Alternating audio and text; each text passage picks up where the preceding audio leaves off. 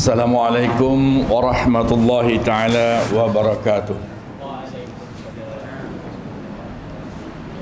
Alhamdulillah nahmaduhu wa nasta'inuhu wa nastaghfiruh wa na'udzu billahi min syururi anfusina wa min sayyiati a'malina may yahdihillahu fala mudilla lahu wa may yudlilhu fala hadiyalah. Asyhadu an la ilaha illallah wahdahu la syarika lah wa asyhadu anna Muhammadan abduhu wa rasuluh. Allahumma fassalli wa sallim ala sayyidina Muhammad wa ala alihi wa sahbihi wa man tabi'ahu wa wala, amma ba'du. Qala Allah Ta'ala, subhanaka la ilma lana illa ma 'allamtana innaka antal alimul hakim. Wa qala Allah Ta'ala aidan, rabbi shrah li sadri wa yassir li amri wahlul 'uqdatan min lisani yafqahu qawli, amma ba'd. Terima kasih saudara pengurusi majlis yang saya hormati, pengurusi Persatuan Anak-anak Ba'i Bintulu Cik Afandi Suhaili, yang saya hormati ayahanda penghulu jawatan kuasa masjid semua, dan sidang jemaah yang saya hormati sekalian. Alhamdulillah, kita mengucapkan berbanyak-banyak syukur kepada Allah Subhanahu wa taala kerana pada malam tu kita dapat sama-sama hadir di dalam rumah Allah yang kacak berseri itu semata-mata bagi menghadiri satu majlis. Setelah kita menunaikan perintah Allah Subhanahu wa taala, setelah kita mendirikan salat fardu maghrib secara berjemaah sebentar tadi, dan kita terus berada di dalam satu majlis yang Rasulullah sallallahu alaihi wasallam sifatkan majlis-majlis surga ataupun kebun-kebun surga, taman-taman surga. Rasulullah sebut dalam sebuah hadisnya yang berbunyi, "Iza marartum bi riyadil jannah farta'u." Iza marartum bi riyadil jannah, apabila kamu berjumpa dengan raudah jannah, apabila kamu melalui kebun surga, raudah jannah is kebun surga ataupun taman surga, farta'u, kata Rasulullah, agakkannya, hampirkannya. Lalu para sahabat bertanya kepada Rasulullah sallallahu alaihi wasallam, "Ma riyadul jannah ya Rasulullah?" Apa yang kita maksudkan dengan raudah jannah ya Rasulullah? Apa yang kita maksudkan dengan kebun surga ya Rasulullah? Apa yang kita maksudkan dengan taman surga ya Rasulullah? Rasulullah jawab para sahabat, "Aryadul jannah hilaku zikri ay majalis ilmi." Yang aku maksudkan kebun surga, taman surga ialah hilaku zikri. Hilaku zikri ialah majlis-majlis zikir. Majlis-majlis zikir yang kita zikir tadi lepas solat maghrib ya. Kan kita setiap je zikir, subhanallah, subhanallah, subhanallah, ia adalah zikir. Alhamdulillah, alhamdulillah, alhamdulillah, ia adalah zikir. Allahu akbar, Allahu akbar, Allahu akbar, ia adalah zikir. Apabila kita masuk di dalam kumpulan orang yang berzikir ya, maka kita telah menempatkan diri kita ampun di dalam taman surga, kebun surga. Ya, dimaksud oleh Rasulullah di dalam hadisnya. Hilaku zikri ay majalis ilmi. Ditambahkan lagi kita duduk dalam sebuah majlis yang disebutnya adalah majlis ilmu. Bagilah kita duduk dalam majlis ilmu macam tu, sekira siapa je berkelakar di depan tu, asalnya berkelakar beritahu hal kebaikan apa yang harus kita lakukan di dalam agama kita Islam. Baiknya beribadahkah, baiknya ngajar ngajikah, baiknya ceramah sepatah. Rasulullah pun dah madana, "Ballighu anni walau ayat." Sampaikanlah daripada aku walaupun satu ayat, kata Rasulullah madana. Walaupun orang yang berkelakar dengan kita beri satu ayat je, nyamadah an-nazafatu minal iman. Kita hendaklah jaga kebersihan masjid-masjid kita. Ya dah kira kita dalam majlis ilmu. Kan senang je. An-nazafatu minal iman. Kebersihan itu adalah separuh daripada iman. Mungkin kita madah dengan orang, "Dek, anak-anak kita, mun kita ni ya, bersihkanlah masjid, ya, biar masjid tu sentiasa bersih, kawasan-kawasannya sentiasa bersih. Maka ia adalah ilmu. Maka kita telah menempatkan diri kita di dalam kebun syurga, taman syurga. Apabila sebut ajak kebun syurga, taman syurga, mungkin kita nak nangga, nak realitinya, siapa ajak pergi umrah? Siapa-siapa ajak orang pergi umrah, nak pergi haji, sampai di Masjid Nabawi ya berebut ke si pergi ke dia. Nak pergi ke Raudhah Jannah ya, berebut nak. Sampai bertulak-tulak, sampai kena curi barang dah semua ada ya. Sampai kena sigong semua ada. Sampai bersilap pun ada juga. Pernah berlaku macam ya. Sebab apa? Hanya semata-mata tujuannya nak pergi ke Raudhah Jannah. Ya, tiada anggap susah peritnya kita nak masuk ke dalam Raudhah Jannah. Ya di Madinah, di Mekah lagi. Nah, memerlukan perbelanjaan yang besar. Tetapi Rasulullah madah kita si ada kemampuan untuk sampai ke Madinah. Kita si ada kemampuan untuk pergi umrah, pergi haji, maka sekadar kita masuk dalam majlis-majlis ilmu macam tu, maka nisbah pahala samalah macam kita dapat pahala-pahala kita semayang di dalam kawasan Raudhah Jannah di Masjid Nabawi ya. Walaupun grade-nya sikit, tapi Raudhah Jannah juga disebut. Dan kita semayang di dalamnya, kita berada dalam Raudhah Jannah, maka kita telah dijanjikan oleh Allah Subhanahu wa taala dengan pahala yang berlipat-lipat ganda banyak. Insya-Allah dapatlah kita pahala-pahala yang dimaksudkan di dalam hadis ya. Baiklah, pada malam tu saya nak kelakar pasal orang lain dah banyak gila. Ustaz-ustaz lain banyak kelakar hal rukun iman, kelakar hal semayang, hal ibadah, hal semua ada banyak. Tapi nak saya kelakar malam tu ada beza sikit. Beza sikitkah, banyakkah? Ya lain cerita. Maknanya berbeza daripada yang. Saya nak memberi pengetahuan kepada kita tentang ilmu falak. Ilmu falak tu walaupun kita dengarnya tang rupa susah. Ya. Okey tak, si dengar dalam. Siapa?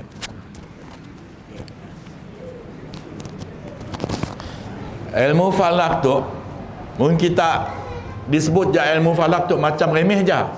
Sebab apa? Sedangkan ilmu falak tu adalah ilmu fardu kifayah. Kena perlu tahu oleh umat-umat Islam. Umat Islam kena perlu tahu juga apa sebenarnya ilmu falak syar'i. Walaupun di dalam saintifiknya digelar ilmu astronomi. Dalam saintifiknya ilmu astronomi, tetapi di dalam Islamiknya digelar falak syar'i. Sebab apa? Sebabnya ada kena mengena dengan ibadat seharian kita. Dengan mempelajari ilmu-ilmu falak syar'i, dengan mengetahui tentang ilmu-ilmu falak syar'i, maka kita dapat tahu, kita akan dapat pengetahuan dari segi perkara-perkara yang ada yang menyentuh hal-hal ibadah di dalamnya.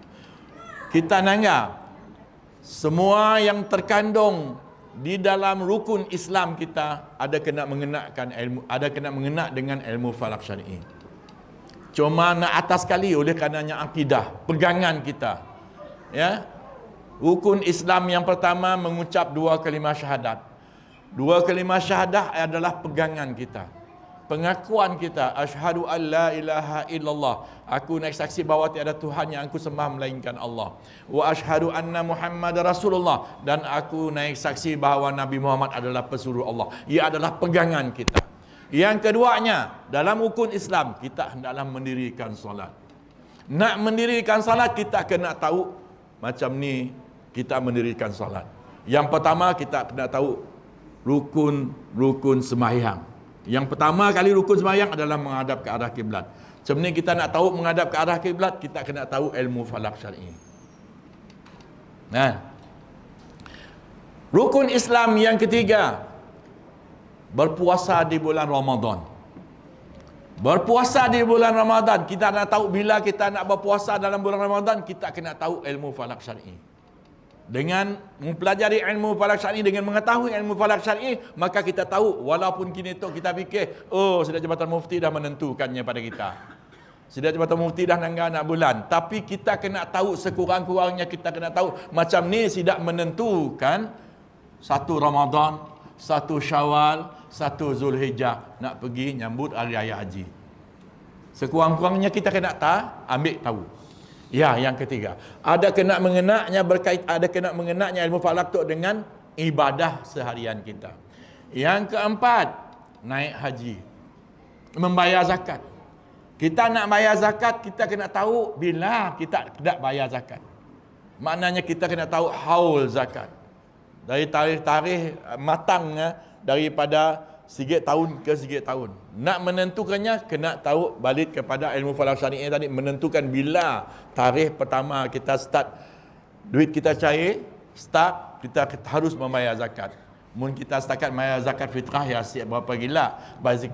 Zakat fitrah kita tahu, sebulan puasa aja kita dah dimaklum oleh Sidak Tabung Zakat, dak Jabatan Mufti, dak Jabatan Agama, semua ada agensi-agensi Islam dalam TV kah, dalam mana-mana lah. Dah madah kita kena bayar zakat pada tarikh sekian sekali sekian.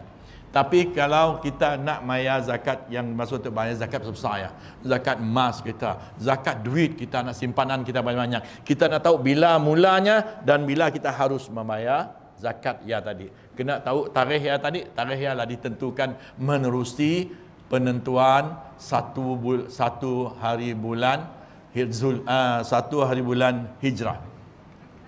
Kena tahu bila satu Hijrah, katakanlah satu Muharram, bila akan berlakunya satu Muharram, bila akan berlakunya satu Safar, bila akan berlakunya satu Rabiul Awal dan seterusnya. Ya. Dan yang akhir sekali, mengerja haji, naik haji ke Baitullah. Nak naik haji ke Baitullah, kita nak tahu bila kita harus pergi ke Mekah nun. Kini tu walaupun kita madah, dah tabung haji dah ngatur kita, kami akan pergi sekian bulan tu, hari raya haji 9 Zulhijjah. Hari wukuf 9 Zulhijjah dan hari raya haji 10 Zulhijjah. Dah ditentu oleh, tapi kita kena tahu bila kita kena berada kepada 9 Zulhijjah, 10 Zulhijjah. Kena tentu menerusi penentuan awal bulan Zulhijjah. Pada 29 Zulkaidah pergi nangga anak bulan. Sidak Jabatan Mufti nangga anak bulan. Kami orang pergi nangga anak bulan. Pada 29 bulan mun kami nangga nampak, maka esok harinya 1 Zulhijjah. Kira kita dari esok hari tadi 1 sampai 10 hari ya, hari raya haji lah. Hari ke-10 ya. Cemia juga 1 Ramadan.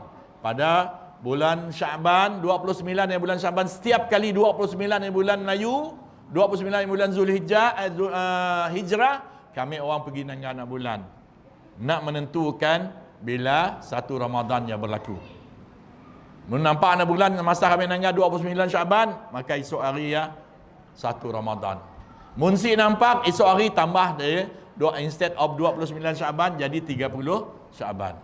Seterusnya macam ialah untuk kita menamatkan bulan Ramadan. Semuanya berkaitan dengan ilmu falak syar'i. Nak taklah ilmu falak syar'i, nak mempelajari, nak mengetahui ilmu falak syar'i, ialah kami nak madah dengan kita pasal apa sebenarnya ilmu falak. Ilmu falak tu adalah ilmu kita mengkaji ataupun kita mempelajari tentang pergerakan objek-objek yang bergerak di langit. Ya, objek-objek yang bergerak di langit. Mun orang astronominya belajar objek-objek di langit juga keseluruhannya. Termasuk dah planet-planet Saturn, dah planet-planet Mars, dah planet-planet Jupiter, dah planet-planet Neptune, semua dibelajar oleh sidak astronomi dan saintis. Tetapi yang kita nak kelakar, kita nak mengenakan, nak dipelajar kita ya, ada kaitan dengan ilmu falak, ada kaitan dengan ibadah seharian kita.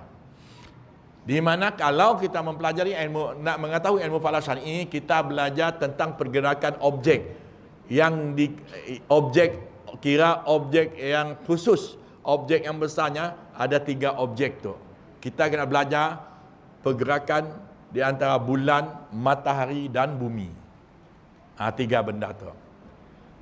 Bulan ada kaitannya dengan penentuan tarikh Ramadan, Syawal dan Zulhijjah. Matahari ada kaitannya dengan penentuan arah kiblat. Ada berkaitan dengan cara menentukan solat, waktu semayang kita. Matahari.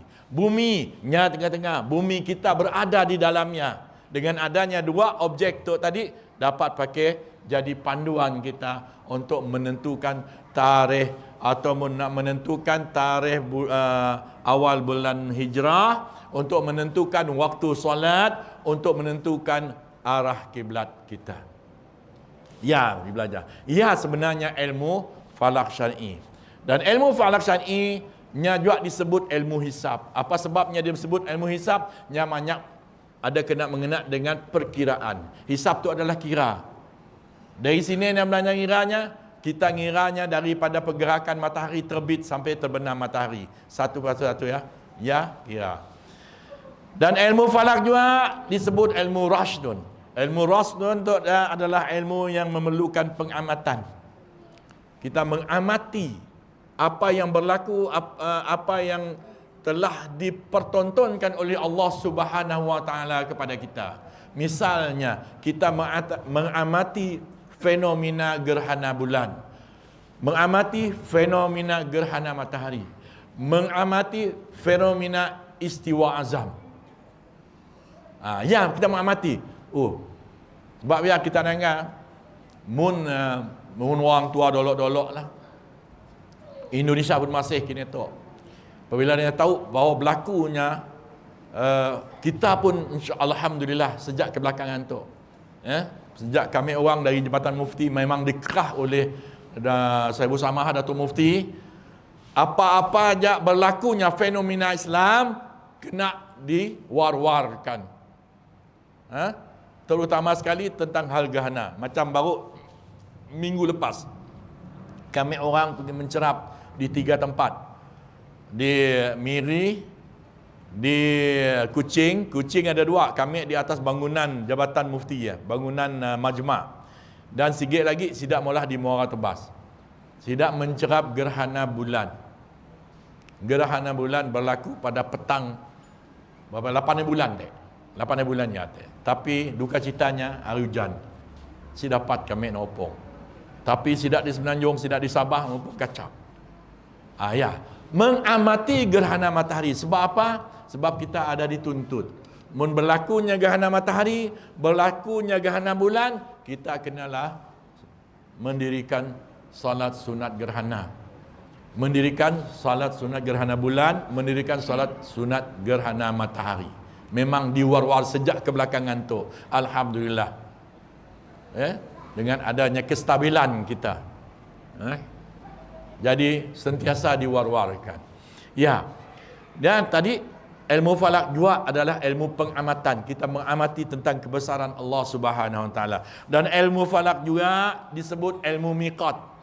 Ilmu miqat tu adalah ilmu perkiraan ataupun ilmu batas-batas waktu.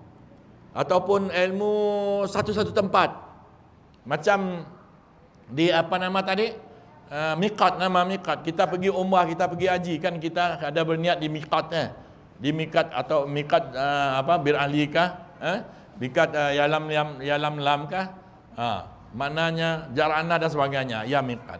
Makna ilmu falak ada juga menentukan tempat-tempat, di sampingnya menentukan waktu-waktu semayang. Dan yang akhir sekali ilmu falak disebut juga sebagai ilmu hai'ah. Apa sebabnya disebut ilmu hai'ah? Nya mempelajari keadaan benda-benda di langit, bayangan,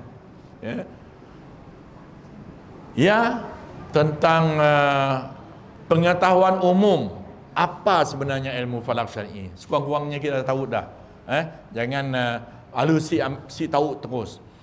Yang pentingnya kita nak nangga benefitnya, kegunaannya kepada kita umat Islam. Si lain dan si bukan ialah tentang penentuan waktu-waktu yang seharusnya kita mengerjakan ibadah di dalamnya. Maknanya di dalam ilmu mempelajari ilmu falak syar'i, yang pertama kali adalah kita nak menentukan arah kiblat. Nak menentukan arah kiblat, walaupun kini tu kita dah si bingung dah. Sebab apa? Ada orang ngatur arah kiblat kita. Kita berharap dengan Land Survey. Kita berharap dengan Sidang Jabatan Agama. Kita berharap dengan Sidang Jabatan Mufti menentukan arah kiblat di tempat-tempat yang yang kita nak maulah masjid dan surau. Sebab apa? Hanya kena mengenak dengan klaim Sidang Ikhlas. Tapi kita nak tahu ilmunya. Yang kita mau tahu ialah kita mau tahu cemni ilmu penentuannya. Kalau cara menentukan arah kiblat tu banyak, nya ada kaedah-kaedah tertentu bagi menentukan arah kiblat. Ya, yang pertama kita mempelajari nak mengetahui tentang ilmu falak syar'i ialah cara untuk penentuan arah kiblat.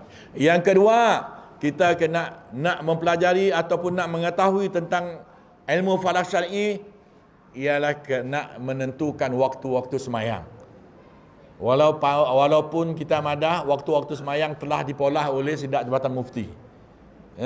Kalau dulu yang molah jadual waktu semayang kita di seluruh Sarawak tu adalah saya. Daripada tahun 1997. Sampailah tahun 2000 berapa Sidang baru-baru datang. Tahun 2015, 2016 macam mana. Baru Sidang staf baru-baru kami masuk dan Sidang biak-biaklah dilepas untuk mula ya. Sebab apa? Sebab kini tu dah senang. Kini tu dah pakai aplikasi. Dah pakai application dah. Dah pakai komputer. Masuk ajak data, masuk ajak latitude, longitude satu tempatnya, maka keluarlah jadual waktu semayang. Mungkin kita mau nak bola seminggu sekali, nya akan keluar mingguan. Mungkin kita mau nak bola sebulan, nya akan keluar sebulan. Mungkin kita mau nak setahun, tahun 2022 nya akan keluar sepanjang tahun 2022 ya. Kita masuk aja latitude, longitude, garisan lintang, garisan bujur di satu-satu tempatnya, maka akan keluarlah jadual waktu semayang untuk sepanjang tahun. Maknanya mungkin kita nak tahu, nak mau berisi ilmunya, kita kena belajar macam ni kaedah penentuannya. Kita tinggalkan nak applicationnya. Application bagi kita yang dah tua tu, macam saya pun kira tua juga dah pencen, cuma diambil balik saja. Dah pencen diambil balik untuk masuk di Jabatan Mufti balik untuk memberi panduan kepada sidang baru-baru di ofis Jabatan Mufti ya. Dan anggap diri dah tua lah. Saya si berapa favor dengan ngira pakai komputer ya. Sebab saya dulu mula manual. Dulu sebelum pakai komputer ya, saya mula manual, kira pakai kalkulator sampai nerap. Kita bayangkan nak mula jadual waktu semayang seluruh Sarawak, kita ada 8 zon. Dan mencipta zon di seluruh negeri Sarawak tu jadi 8 zonnya adalah saya.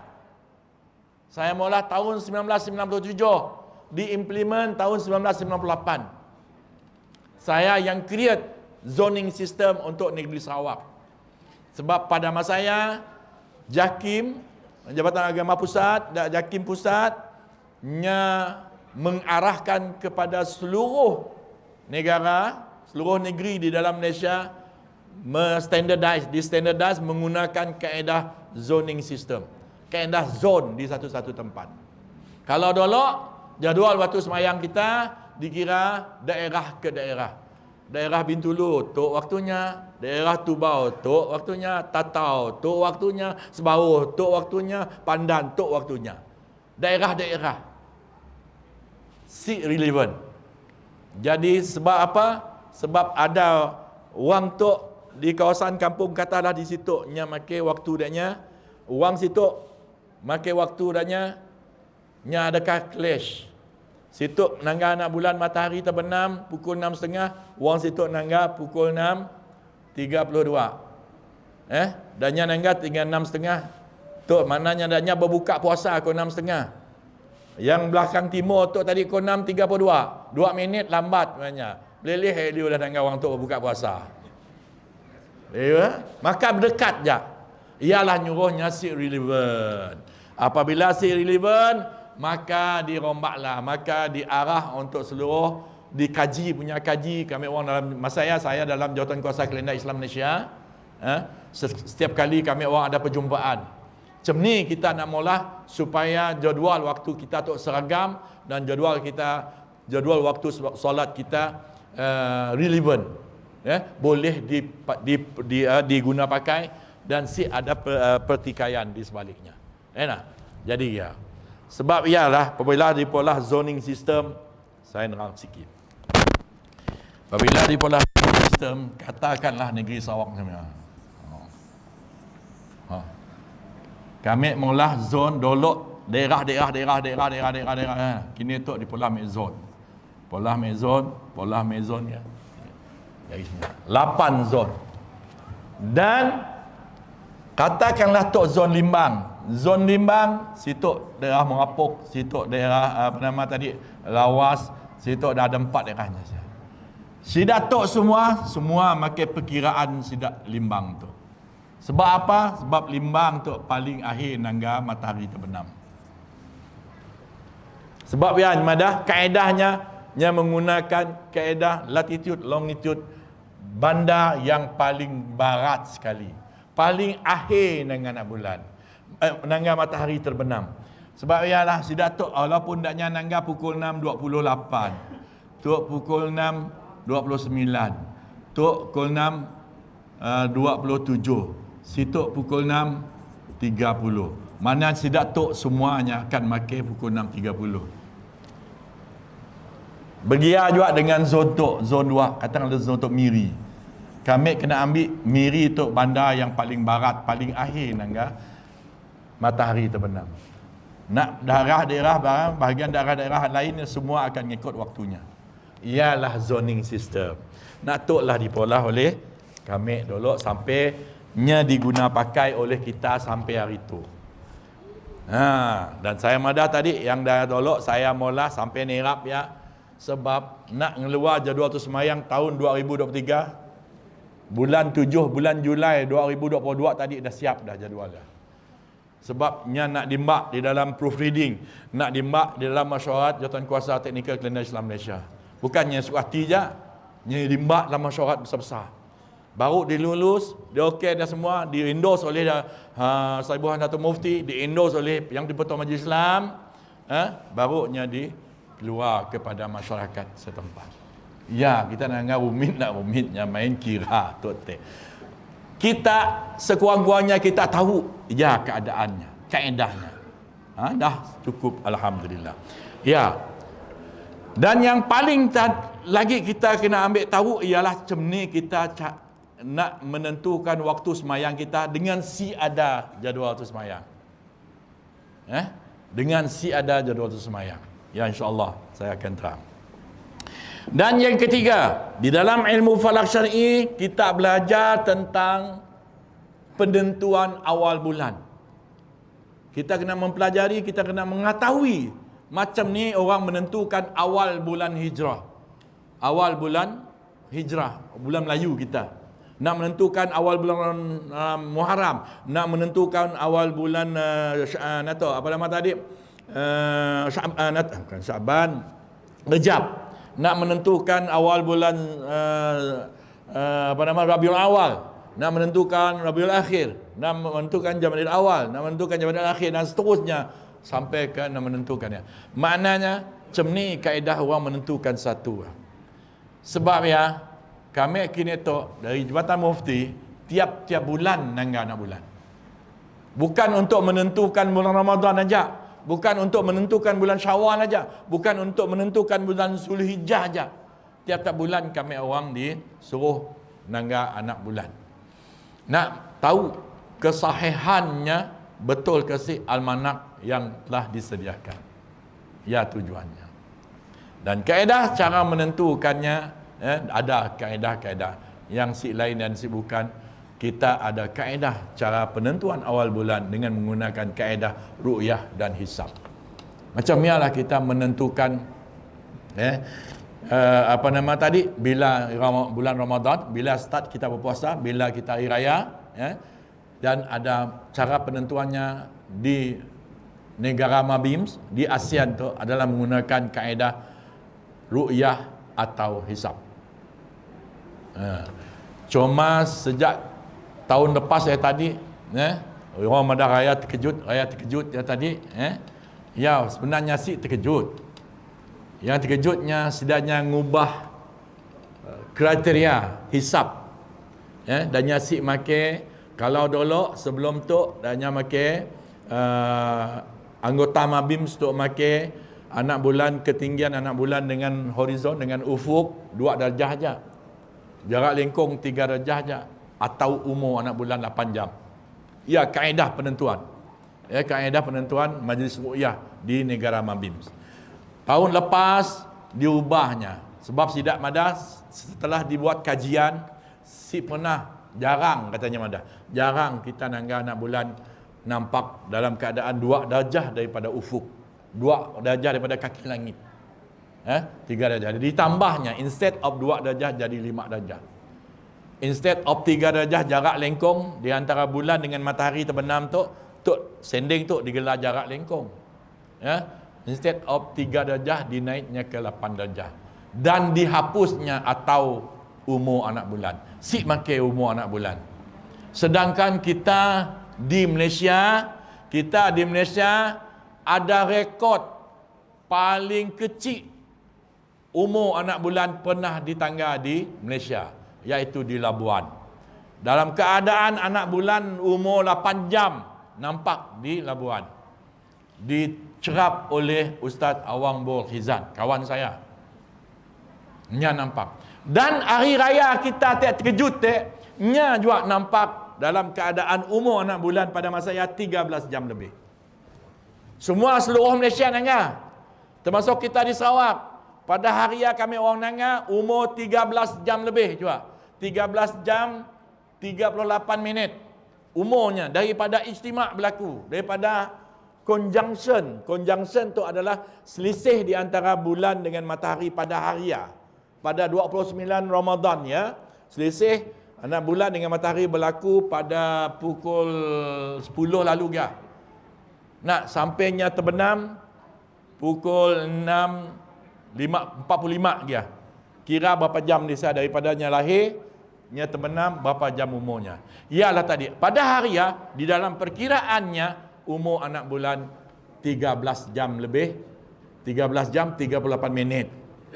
Maka semua kami orang di pusat di 29 stesen nangga anak bulan seluruh Malaysia, si nampak 28 stesen si nampak, cuma di Labuan juga nampak. Nya juga nampak umur 13 jam lebih. Yalah segalnya tak nampak, nya Madah dengan Sidak Mohor raja-raja kami nampak. Walaupun Sidak negeri-negeri lain si nampak, maka declare esok hari-hari raya. Yalah semua terkejut. Pi munya make hisap tadi dengan kaedah yang kecil, kaedah yang mula-mula, memang kita tahu, semua orang tahu esok hari dah memang raya. Sebab anak bulan matured pada masa nya dah matured, kira besar. Mun dah nampak dalam kaedah umur, dalam keadaan umur 8 jamnya pernah nampak, apatah lagi dalam keadaan umur 13 jam. Kan? Ialah ilmu falak syar'i, cara penentuannya.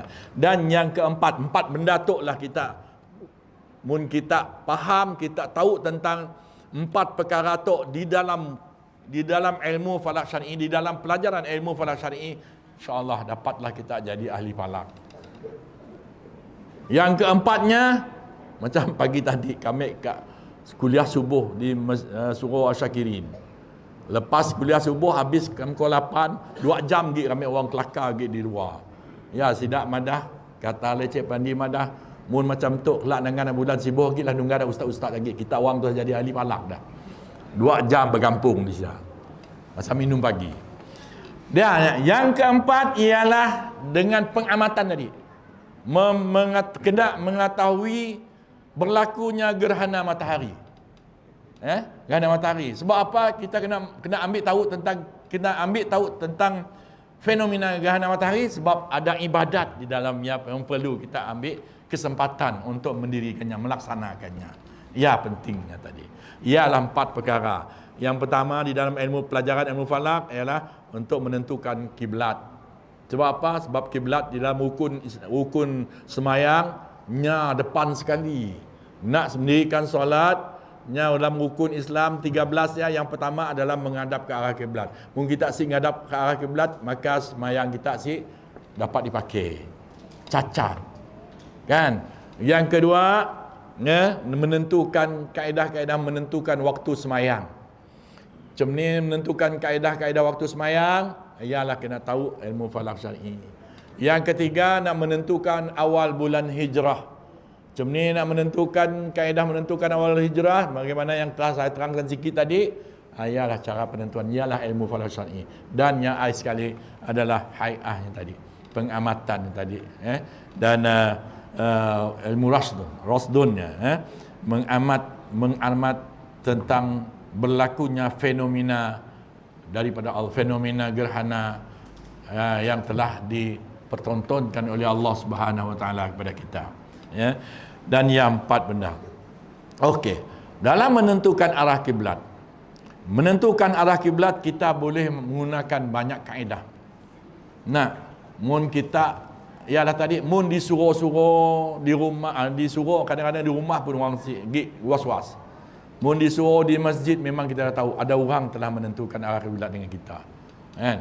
Cuma kalau ada satu-satu ketikanya, ada banyak masjid sudah siap, kapet dah siap, tiba-tiba ada orang datang deh, ngecek, pakai telefon, cek. Salah kiblat kita, lari 15 darjah tu. Mesti pergi ke Hong Kong kiblat tu. Pandainya ngecek. Kami nak madah dengan kita. Cara kita nak nyemak arah kiblat, pakai kaedah application dalam telefon, ada teknik-tekniknya, ada triknya. Siapa kita ambil kasia, cepat. Ini ada tekniknya. Ya, kaedah. Ya. Nak nyemak arah kiblat dengan kaedah aplikasi telefon, kita buka aja kompas di dalamnya, kita kena calibrate. Ya. Macamnya juga kita nak menentukan arah kiblat dengan kompas kecil ya. Kita kena tangga, mainkan kompasnya, pusing kanan, pusing kiri, kita nangga jarumnya. Jarumnya gila ke si? Tu terbalik tu. Jarumnya sama juga kompas prismatik ya. Kita main-mainnya, kita nangga jarumnya ya.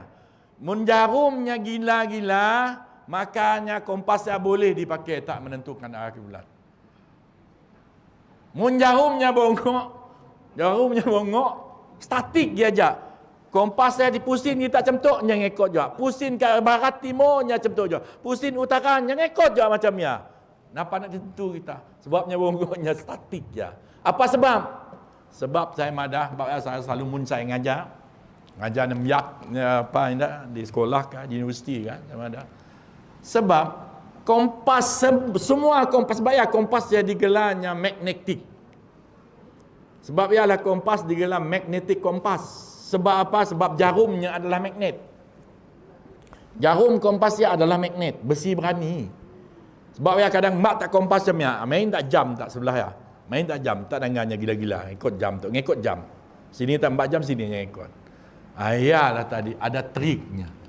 Sebab yang kita main-main, kita nanggap kompasnya main sampainya berhenti jam pun. Saya ada orang nyuruhnya berhenti. Maka kompasnya boleh dipakai. Jangan dalam telefon. Calibrate kan ya, calibrate mak kat kita. Tangga kita sia 291 darjah. Kan? Dimain kita pusing kita telefon, error je masih juga kat arah kiblat. Pusing tak telefon dia, error masih juga di sia.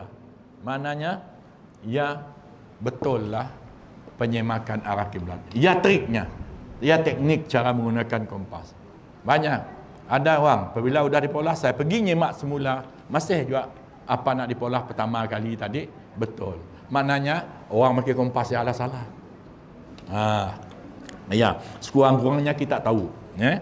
Ya. Ada banyak kaedah. Kaedah-kaedah yang pertama, katakanlah kami nak beri ilmu dengan kita. Kaedah penentuan di waktu malam. Kalau waktu malam kita nak menentu arah kiblat, kita nanggal langit. Menari bagus macam tu nampak.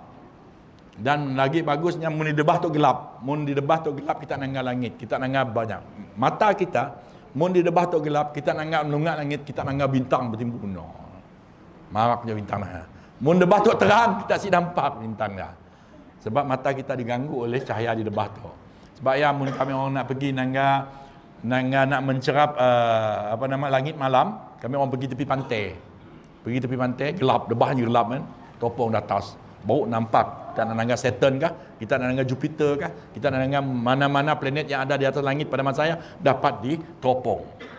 Tapi mun di debah tu terang si dapat. Dan cara menentukan arah kiblat dengan menggunakan buruj. Mun kita nangga di atas langit, cara menggunakan azan dah. Go ahead ajaklah like semayang. Okey. Buruj yang pertama boleh kita rujukkan untuk menentukan arah kiblat. Ada buruj kita nangga macam tu, nya kedak wo. Bukan kedak wo.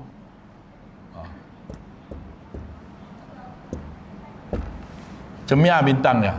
Tok bintang, tok bintang, tok bintang, tok bintang, tok bintang, tok bintang, tok bintang, tok bintang. Mun kita garisnya jadi macam tu.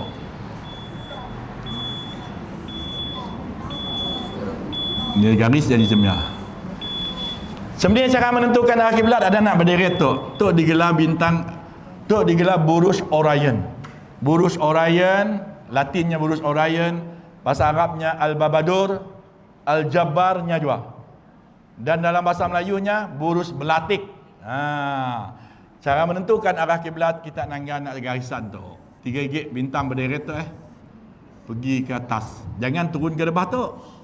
Naik ke atas nun, atas 3 tu. Situ 3, situ 2 aja. Atasnya maka ialah arah kiblat. Sebabnya nunnya numpu terus ke barat. Ke arah kiblat. Arah kiblat. Ya buruj yang pertama. Keluar kita tok, kita tanggal atas langit. Nya akan ada. Nya nak salah saya tu bulan 11, bulan 12, bulan 12 adanya. Nya saya ada dalam bulan 8, bulan 9 nya saya ada. Nya di debah. Buruj Orion. Buruj yang kedua, cara menentukan saya nombor ilmu tu. Buruj yang kedua adalah buruj tok bintang, tok bintang, stok bintang, stok bintang, sitok bintang, sitok bintang. Mun dilukis kitabnya macam tu, macam gayung jadinya. Macam gayung sedok. Tu digelar buruj Ursa Majoris. Buruj Ursa Majoris. Jadi kita nak menentukan arah kiblat dengan buruj tu ada rumit sikitlah sebab natuk 2 gig tu bintang tu dengan bintang tu di garis ke atas tu nya akan pergi ke utara. Situ utara.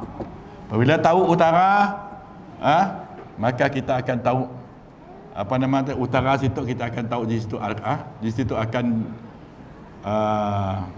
menunjuk ke arah utara akan kiblat akan berlaku di arah barat. Utara sia, barat sia. Utara tu di situ, barat tu. Maknanya nak tok dengan tok dipakai. Sikit lagi buruj tok bintang, tok bintang, tok bintang, tok bintang. Mun kita garisnya macam salib. Macam war. Di sebelah selatan. Yang nunjuknya di sebelah selatan either tok ataupun tok. Nya dua macam nya menumpu ke arah selatan. Tok selatan, south. Apabila kita tahu nya melintang macam tu sebenarnya bukannya macam tu nya akan melintang macam ni. Buruj tu nya akan melintang macam tu. Tok digelar Southern Cross ataupun bintang pari. Bintang pari kata kita. Sirach. Ya, 3 buruj. Dan apabila kita tahu burujnya, sini yang pentingnya kita kena tahu di sini tunjuknya. Munnya ada tunjuk di arah barat, kita tahu di barat sia. Okey. Yang pentingnya pertamanya adalah macam tu. Tok 4 silang. Utara situ, selatan situ, barat situ dan timur situ. Okey. Daripada tiga buruj tu tadi. Apabila utara situ, kita tahu situ 360 darjah ataupun 0 darjah. Di timur 90 darjah. Di situ 180 darjah. Kan? Di situ 270 darjah. 90 darjah, dari situ 90 darjah, situ 90 darjah, situ 90 darjah, jadi 270.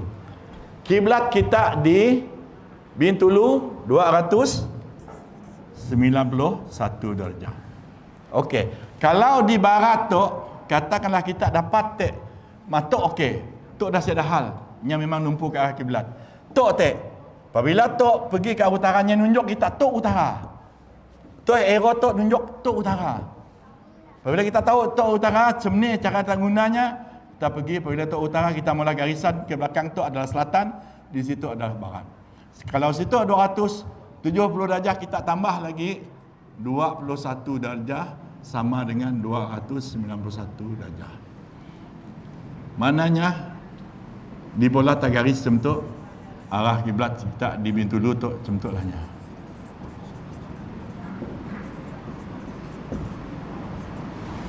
Tu arah kiblat. Tu barat, belah kanan sikit barat. 291. Sebab barat tu tadi 270. Ya, tekniknya. Okey, apa nama tadi? Sigit lagi, bintang. Tok tek buruj. Ada sigit bintang. Di waktu malam kita nanggap bintang terang di belah utara anu. Nang terang bintang ya. Bintang ya adalah bintang Polaris ataupun bintang Al-Qutubi. Kutub Al-Qutubi tu kutub utara. Bintangnya nunjuk sebenarnya arah utara sebenar bumi. Arah utara sebenar bumi. Kalau dalam kompas, arah utara magnetik. Arah utara ada dua. Satu arah utara ditentukan menggunakan kompas, ia digelar arah utara magnet. Kalau arah utara di dalam glob bumi, arah utara sebenar adalah ditentukan dengan menggunakan bintang Polaris ataupun bintang Al-Qutubi, bintang kutub utara. Ia kaedah kita menentukan arah kiblat di waktu malam. Ayat ilmu lah. Jarang orang madah ya. Okey. Kaedah lain cara kita menentukan arah kiblat dengan di waktu siang. Di waktu siang, cara yang pertama kita boleh menggunakan, kita nak menentukan arah kiblat di waktu siang dengan menggunakan pergerakan matahari timur ke barat. Tok pun lebih kurang macam tok jual nyempunnya. Okey. Masih juga 4 silang. Utara situ, timur situ, barat situ, selatan situ. Utara situ, barat situ. Okey. Matahari terbit daripada timur. Terbitnya matahari tu matahari terbit sampai terbenam. Kaedah dengan menggunakan matahari terbit terbenam, apabila kita nanggap mun kita pakai kaedah matahari terbit, apabila matahari terbit situ, katakanlah sampai situ dah matahari, kita nanggap bayang tu. Kita nanggap bayang tu macam tu. Dari debah tu panjang. Lepas situ nya dari panjang tu makin pendek, makin naik makin pendek, makin pendek. Bayang matahari tu matahari mancana. Apabila kita tahu bayang tu situ digaris, kita terus dari timur ke barat, dapatlah timur dan barat.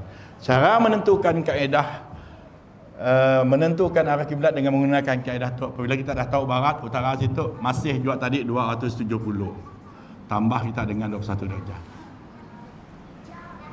Nak guna mun saya ada kompas, saya ada apa, pakai jari. Jari kita nanggap. Katakanlah barat situ. Barat situ dari barat kita nanggap. Kalau macam tu nya 1 darjah. Kalau macam tu nya 5 darjah. Kalau macam tu nya 8 darjah. Kalau macam tu nya tok dengan tok nya 20 darjah. Tapi si dapat dari dekat, nya mesti di tengah dari jauh. Jauh nun. Tapi kita ambil sini terbenam matahari ya. Ya 20 cemia. Dan jarak yang jauh, bukan jarak yang dekat. Makna cemialah kaedahnya, setiap kali apabila kita jumpa di barat tu, arah kiblat kita 291 lagi cemia. 291 darjah. Situ 360. Ya. Ya, kaedah menggunakan pergerakan matahari dari timur ke barat di waktu siang. Dan yang paling berlakunya fenomena istiwa azam. Berlakunya fenomena istiwa azam pada setahun 2 kali berlaku fenomena tu. Dalam bulan Mei, bulan 5, 28 ni bulan 5, ya, 28 ni bulan 5, 28 Mei dan 16 Julai. 2 kali tu. Kita boleh nyemak dengan kaedah tu memang 100%-nya akan betul kiblat kita. Tu 28 Mei pada pukul 5.16 petang. Tu pukul 5.28 petang. Ya. Apa sebab berlakunya tu? Berlakunya fenomena tu untuk Kaabah.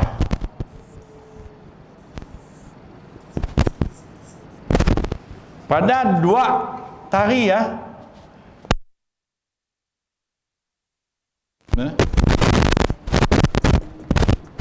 Matahari terjun transit di atas Kaabah. Kalau di Mekah nya berlaku pukul 12. Mun tok nya berlaku pukul 12.16. Munnya 16 Julai nya berlaku pukul 12.28. Di sidun matahari berada di atas Kaabah. Cara kita menentukan arah kiblat, kita pacak ajak tiang situ. Di rumah kita, di tepi rumah kita kah? Makin sisi rumah kah? Tok tiang lurus. Matahari tok mancar, tiang tok, maka bayang akan turun ke depan. Matahari tok mancar ke tiang tok pun turun ke depan. Bayangnya. Matahari dari situ, bayang tok pergi ke tepi tok. Nya semuanya nunjuk ke arah Kaabah. Semua nunjuk ke arah Kaabah. Semuanya akan nunjuk ke arah Kaabah. Ya. Tok fenomena istiwa azam. Kita nak nyemak arah kiblat di rumah kita kelak, cemtuklah caranya. Maka guna kaedah tu. Paling senang sekali. Ya. Nya berlakunya fenomena tu apabila matahari terbit daripada timur, matahari terbit sampai di atas Kaabahnya transit pada time tu. Pasalnya akan terbenam ke arah barat. Ya, 2 kaedah yang boleh kita gunakan untuk menentukan arah kiblat di waktu siang, dan di sepanjang tahun 2 kali aja. Untuk hari-harinya tak kita pakai kaedah istiwa, tongkat istiwa. Tongkat istiwa sebagaimana sebut kita, tongkat istiwa adalah kita nak tahu sini arah timur, sini arah barat. Apabila kita tahu sini arah timur, sini arah barat, dari arah barat kita mak ke kanan sikit, maka ialah arah kiblat. Kita boleh mangkir pada bila-bila masa. Dan kita anggap bahawa ia adalah kiblat zon kita. Memang apa sebabnya? Sebab ia ada dolok, orang tua-tua dolok, madah kita susah-susah kita nak semayang. Semayang tanggal matahari mati, sialah kita semayang. Ada orang anggap bahawa matahari adalah si nampak matahari kiblat si nampak. Sebab matahari si nampak. Kan? Maknanya bukannya matahari kiblat kita. Kiblat kah walaupun gini pun pusing kanan pun kiblat kita masih juga kat apa juga masih Kaabah. Walaupun cemene-cemene berlaku pun kiblat kita adalah Kaabah. Sini Kaabah tu berada di Masjidil Haram. Sini Masjidil Haram yang berada di kota Mekah. Kan? Sini kota Mekah yang berada di Saudi Arabia. Apa sebab kita boleh menggunakan kaedah matahari terbenam, kaedah matahari mati untuk penentuan arah kiblat? Apa sebab? Sebabnya kedudukan kota Mekah yang berada di sebelah barat kita. Kita di timur, kita berada di timur, tapi kota Mekah berada di barat. Sebab ya kita boleh pakai panduan ya bahawa arah kiblat berada di barat kita. Cuma tepat ngasih tepat ya tadi aja. Yang tepatnya pada ketika 2 hari itu.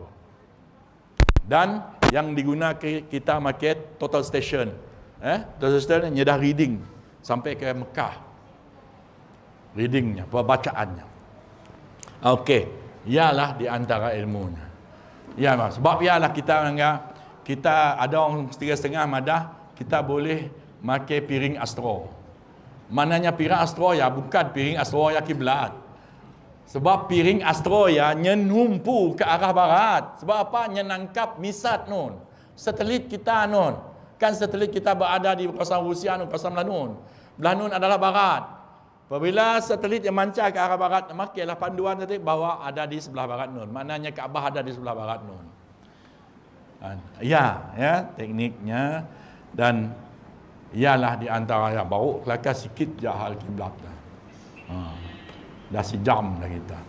Banyak hal falak tu nak kelakar. Mun saya boleh tahan lagi, saya nak kelakar hal falak tu 2 hari 2 malam dapat kelakar lagi. Saya madah kita.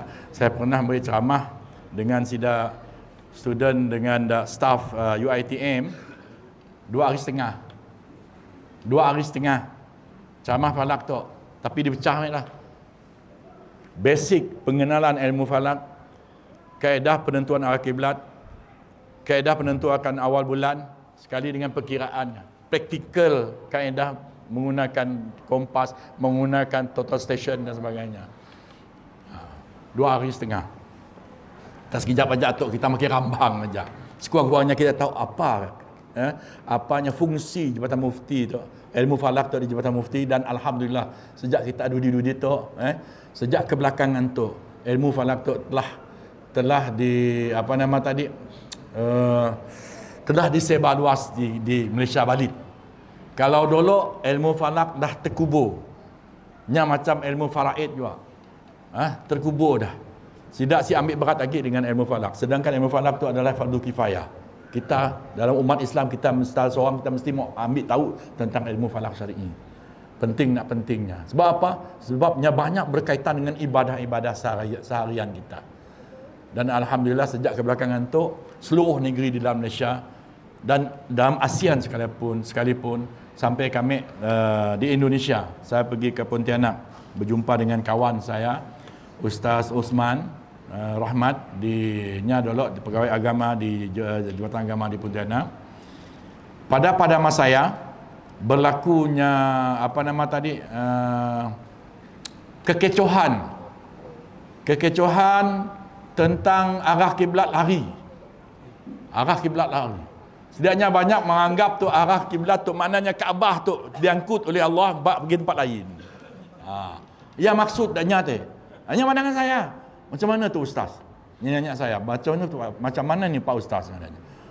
Saya menerangnya, bukannya Kaabah ya lari. Selagi Kaabah yang berada di Mekah nun, selagi Kaabah berada di Masjidil Haram, nya si akan lari. Gini-gini pun nya akan berada di sia. Kenapa ini kan sejak kebelakangan ini orang heboh ni satu Indonesia ni gimana? Heboh dengan orang ya. Apa sebabnya? Sebab ilmu falak telah tersebar luas tentang penentuan arah kiblat dengan menggunakan kaedah fenomena istiwa azam. Apabila diwar-warkan kaedah fenomena istiwa azam tu, kita boleh menentukan arah kiblat dengan matahari berada di atas Kaabah. Semua orang mula, termasuk kita lah kelak. Kita dah tahu tu, Ustaz Mat dah ngajar kami. Kan bulan Mei lah coba ngacak. Tanggal kiblat tu. Cun. Kami orang akan malah praktikal lah. Tapi kami orang masih dapat 2 sekali bergila-gila. Ya berlaku di Indonesia. Apabila fenomena yang berlaku, sidak masing-masing nyemak arah kiblat. Sudah belajar tak? Apabila nyemak arah kiblat, disuruh dia di masjid dia, udah lari. Ada lari ke kanan 15 darjah, ada lari 30 darjah, ada tedah orang tua dulu mula. Sebab ia dah tadi mula suruh dulu. Ibu kata di Indonesia, saya pernah nyemak arah kiblat. Nun, nak ditelok-telok pelusok nun. Di pola sidak bina dulu. Makai kaedah matahari terbenam. Mantap-mantap. Dulu si ada kompas, si ada instrumen untuk menentukan arah kiblat. Gunalah makai arah kiblat matahari terbenam aja. Dan matahari terbenam sepanjang masa, sepanjang tahun, nyasi statik 270 darjah. Nyasi malam terbenam 270. Kadang-kadangnya terbenam 250 darjah, kadang-kadangnya terbenam 275 darjah. Kadang-kadang sampai 250 ke 275. Ya, toleransinya terbenam. Kadang-kadangnya sebelah kanan belah kiri sebab ya kita nanggah, kadang-kadangnya belah kiri sikit. Kadang-kadang sebelah kanan nak. Betul tak? Ya, memang ni berlaku. Jadi sidak dulu menentukan hari bulan ni nak betul-betul je sidaknya menentu masa terbenam matahari yang mungkinnya belah kiri sikit. Ni nak apabila disemak lari 15 darjah. Sebab menggunakan kaedah istiwa azam memang tepat 100%. Sebab matahari nang diri empunya berada di atas Kaabah pada masa saya. Ialah berlaku ya halu nya apa nama kelakar apa? Ustaz Usman tu dia nya minta tolong saya, Pak Ustaz. Bisa enggak? Kalau Pak Ustaz bagi taklimat kepada pegawai-pegawainya di Batan Agama Pontianak. Terpaksalah. Nya tek madah dengan sidak kita ada pakar falak daripada Malaysia nya dah datang. Suruhnya beri penerangan. Ya kami beri penerangannya tadi. Apabila kami beri penerangan macam saya beri penerangan dengan kita tok tek, semuanya ternganga. Iya, betul juga ya. Kan Kaabah itu masih di situ. Setiap tahun kita pergi memang Kaabah di situ saja. Daripada Madinah kita 5 jam daripada Madinah sampai ke Mekah. Dari Mekah masih aja. Sedar kita hari tu tahun tu kita pergi 5 jam. Tahun depan kita pergi 8 jam. Jauh nak larinya. Mana ya bau dikatakan Kaabah yang lari. Ya adanya. Oh, iya begitu ya Pak Ustaz. Itulah sebenarnya. Alhamdulillah. Masing-masing dan nyata alhamdulillah. Dapat penerangan, dapat hanya ke ngembak di kampung-kampung tu. Sebab sidak Jabatan Agama berkumpul danya saya paksa saya beri taklimat. Nak ceramah nak jugalah beri taklimat je madah keadaan sebenarnya apa yang berlaku. Dan ialah di antaranya ya baru ya tadi banyak lagi hal solat. Nak saya nyentuh hal solat ni menentukan kaedah, menentukan waktu solat. Saya boleh beri bayangan dengan kita. Okey. Kan kiblat oplok sikit. Ya, banyak lagi sebenarnya. Oplok. Menentukan waktu solat. Ya, benda yang penting saya nak beritahu. Okey, mun si ada apa nama tadi jadual waktu solat si sampai lah kita. Kita nak menentu dengan kaedah yang diterang di dalam hadis. Okey, tok horizon. Waktu subuh akan masuk apabila fajar, waktu subuh matahari tu. Dari situ cahaya fajar sadik tu dah naik cahayanya sampai situ fajar abyad keluar. Maka masuklah waktu subuh. Masa ni waktu subuh habis apabila muncul jak matahari situ. Muncul habislah waktu subuh. Kan? Ya, hadis madah. Bila masuk fajar sadik nampak maka masuk waktu subuh. Matahari naik, matahari naik, matahari naik, matahari naik. Cuncun di atas kepala. Habis jak matahari sampai ke atas kepala tu habislah waktu waktu syuruk situ. Tergelincir jak matahari tu. Mula dalam perkiraan 2 minit. Dia tergelincir daripada atas kepala tu, masuklah waktu zuhur. Tok subuh. Tok kaedah hadis. Cara menggunakan menentukan arah kiblat dengan kaedah Islamik. Si pakai application. Okey. Naik turun matahari. Matahari terus pergi ke barat, tok barat. Terus pergi ke barat. Bayang tok kita berdiri situ. Kita berdiri, katakanlah kita berdiri situ. Kan? Situ. Tengah tok kita berdiri situ. Apabila matahari situ bayang kita tu lebih daripada tu, lebih bayang tu, lebih daripada palak tu, maka masuklah waktu asar situ. Apabila kita berdiri, bayang matahari bayang melebihi badan kita tu, masuklah waktu asar. Ketika ni waktu asar habis, apabila terbenam je matahari itu mencecah ufuk, habislah matahari dan terbenam habis keseluruhannya tu, masuklah waktu maghrib. Kan? Waktu maghrib. Subuh, zuhur, asar dan maghrib. Waktu Isya, matahari terus ke depan tu. Matahari ke depan tu, matahari makin terbenam, makin narik syafaq merah tu. Makin terbenam, makin syafaq tu turun. Makin terbenam, makin syafaq merah tu cahaya. Syafaq adalah cahaya. Cahaya matahari makin debahnya, makin tu turun. Makin debahnya, makin tu turun. Timbullah cahaya putih. Nganti cahaya putih di atas ufuk, nganti cahaya merah tu, maka masuklah waktu Isya. Ya, kaedah menentukan waktu solat dengan kaedah hadis.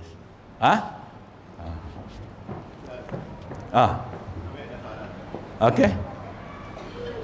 Dengan falak kan. Dengan tu cara jadual. Jadual. Solat. Okey. Ambil penanya, kata ni kita bagian unit falak. Itu tepat waktunya. Macam Zuhur, macam subuh Isya. Subuh 51 minit. Bayar syuruk di 6.13. Dia maksudkan jam. Okey. Yang kami mau tahu. Okey. Best. Sudah saya nerang sebenarnya mula tadi. Okey. Kini tu perkiraan waktu solat macam saya madah tadi, dolok saya mula. Kini tu ada minyak stop saya banyak mah, saya cuma murid tahu je. Tapi kini tu senang. Kini tu make aplikasi. Yang kita ada aplikasi standardized dipakai di seluruh Malaysia. Dan kita pakai kaedah zone system. Apabila kaedah zoning system nya pakai perkiraan macam saya madah tadilah atau Sarawak. Sarawak, okey. Zone tu zone 1 lah. Zone 1 Limbang. Okey, Limbang tu ada Lawas, ada Merapuk, ada Sunda katakanlah. Tok Limbang. Tok bahagian Limbang. Bahagian Limbang kami ngambil garisan bujur. Tok garisan bujurnya katakanlah garisan bujur di kawasan Limbang 110 berapa? Katakanlah 110 30 minit. Tok latitude-nya, jarak lintangnya 4 darjah 0 minit katakanlah. Berpandu kepada latitude atau longitude dan latitude tu kami key in di dalam komputer, dalam aplikasi nya akan keluar. Pun kita mau setahun keluar. Untuk zon 1 setahun keluar. Pola lagi untuk zon 2 macamnya juga. Ambil latitude, ambil longitude dengan latitude-nya. Kira lagi mau setahunnya kemudian tahunnya keluar. Daripada imsak, subuh, zuhur, syuruk. Imsak, subuh, syuruk, zuhur, asar, maghrib, isya. Keluar semua. Setahun, sepanjang tahun. Masuk lagi tu, zon tu, ambil lagi latitude, longitude nak di sebelah barat. Apa sebab ngambil di sebelah barat? Tu dah kaedah zoning system.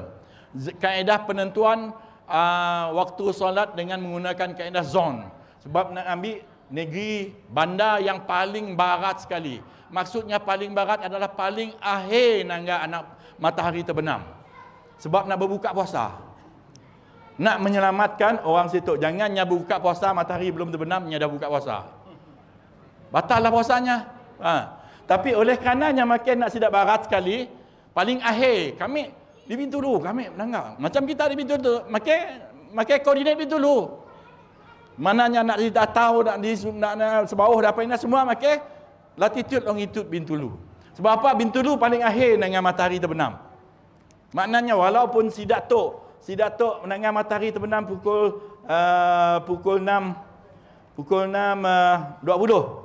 Si Datuk negeri bandar situ pukul 6.25.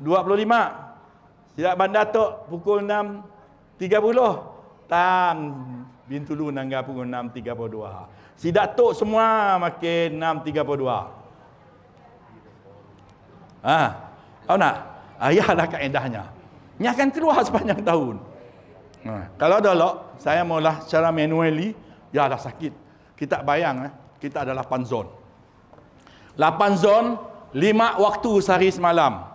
Darabkan kita sikit zon 5 waktu sehari semalam, 365 hari. Oh. Terbalik ke atas Nak ditanggal sikit satu persatu. Sampai memang dah sampai mak balik ke rumah nirap di rumah. Nirap mula depan TV. Ya. Sibuk di kacau, siapa di kacau? Saya sibuk mula di office baru tengah ringan telefon habis cerita. Ya ada pernah berlaku salah lo. Ialah kaedah. Ialah bendanya ilmu falak syar'i. Alhamdulillah. Sip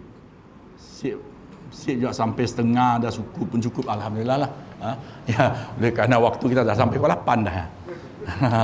Okeylah, sampai di situ aja. Dan apa nama tadi? Yang pentingnya kita mau benda tu berterusan. Kita mau berterusan cara-cara penyampaian hal-hal ehwal agama kita. Jadi setiap sembahyang datang kepada Allah Subhanahu Wa Taala, yang salah silapnya adalah kerana kesilapan. Saya pun sebagai seorang manusia, kita bersatu lari daripada salah silapnya. Maka dengannya saya akhiri dengan wabillahi taufiq wal hidayah. Assalamualaikum warahmatullahi taala wabarakatuh. Wallahu a'lam bishawab.